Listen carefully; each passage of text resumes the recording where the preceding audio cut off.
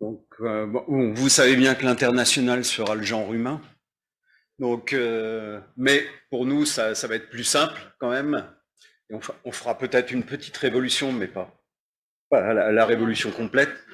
Déjà, vous voyez, vous allez encore avoir du boulot, puisque l'idée, c'est de constituer une base de données. On a tous des contacts avec des gens en Europe, dans le monde, et il est important de donner de la visibilité au RMT en regroupant tout ça. Alors bien sûr, il faut que ça soit pertinent par rapport aux objectifs du RMT, mais faire connaître le RMT, ça va être aussi permettre derrière le point 4 de mettre en place des partenariats. Donc c'est important. Je ne sais pas encore si ça va être sous la forme d'un Excel ou autre. Ça serait peut-être bien, et aussi pour le deuxième point, donc faire connaître le réseau et ses membres, que je travaille avec Juliette là-dessus, pour voir quelle, je ne sais pas si elle est là ou pas, si elle m'entend. Bon. Mais on le sait bien. Parce que bon, c'est pas la peine non plus de se disperser et on va un peu dans le même sens. Notamment si on veut faire, alors j'ai mis plaquette, mais c'est peut-être le poster dans un premier temps. La plaquette est quand même pratique parce que derrière, surtout, j'ai bien mis mise à jour en fonction de l'évolution. Parce que on produit des données. Bon, on l'a vu, il y a déjà une base terminologie, par exemple, de définition. Bon, il y a des collègues belges, suisses qui lisent bien le français.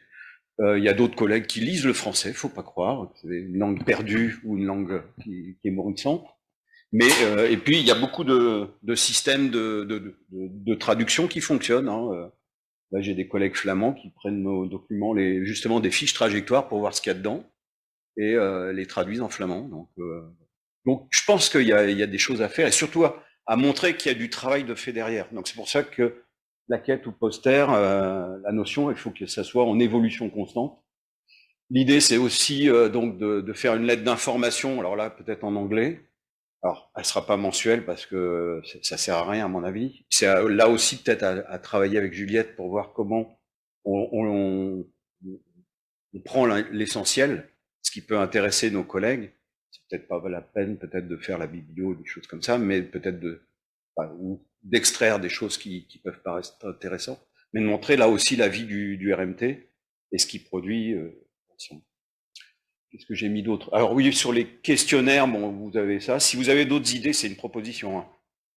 C'est compléter et m'envoyer un mail si vous voyez des informations qui seraient intéressantes à collecter auprès de vous tous. Donc ça va être un gros boulot quand même de collecte aussi. Mais là, je crois qu'on est vraiment parti pour X collecte d'informations, donc c'est pas mal. Après, l'idée aussi, c'est de repérer les événements internationaux, bon, pour savoir si le réseau a sa légitimité d'être présenté. On avait évoqué le colloque de septembre à Perpignan, qui est un point important.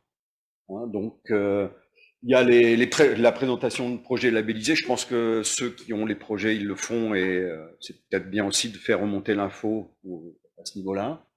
Et puis des annonces d'événements qui peuvent intéresser tout le réseau au niveau de la lettre d'information, à la fois en français et en anglais. Et puis après, mettre en place des partenariats. Il en existe déjà. Alors, ce qui serait bien aussi, c'est de recenser l'existant au sein du réseau avant d'aller plus loin. Bon, on a mis invitation d'experts étrangers. Ça, c'était dans le comment le TAO. Non, comment se traduit en français? Les livrables, ouais. Et puis l'implication dans des projets Interreg, Horizon. Il y a beaucoup de choses qui se font. Alors, avec toujours l'optique. Alors, ça va revenir la discussion d'avant de passer vraiment dans l'opérationnel sur le terrain. Et on le voit bien là. Bon, là moi je suis dans deux projets, IPM Works, qui est un peu un réseau européen au niveau qui ressemble à Défi, parce que c'est un peu les. Et là il y a plein d'ingénieurs type réseau, on les appelle les hub coaches, qui sont en réflexion sur pas mal de techniques. Donc là il y a des choses certainement à faire avec eux. Et puis, il y a un nouveau projet qui va commencer qui s'appelle Adopt IPM, où là aussi, il y a des chercheurs, des firmes de pays différents.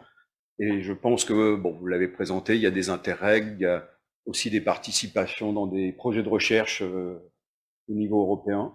Donc, il y a vraiment une collecte importante à faire. Donc, on va voir. comment on peut collecter toute cette information pour qu'elle soit déjà partagée dans notre réseau et qu'après on donne de la visibilité, de la connaissance du réseau à l'extérieur.